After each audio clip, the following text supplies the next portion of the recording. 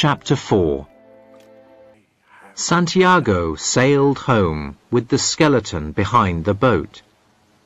That night, more sharks came and swam around the boat, but they didn't stay because the marlin was only a skeleton.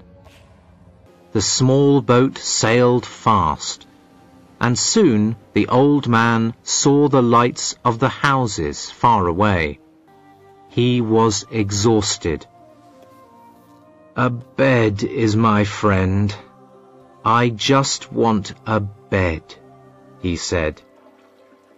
When he got home, it was night. People did not see him. Manolin and all the fishermen were sleeping. He left the skeleton of the fish by the boat, and he started to walk to his house. He walked very slowly because he was so tired. It took him a long time. When he got home, he drank some water and went to bed. The next day, Manolin saw Santiago's boat.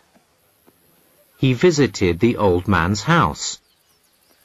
When he saw the old man and his cut hand, he was very sad.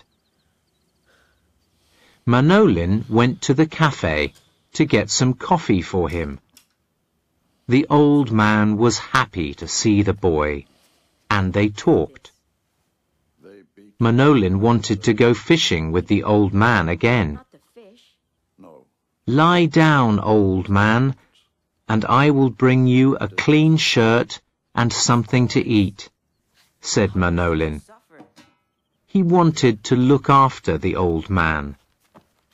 The old man smiled, and soon he was sleeping.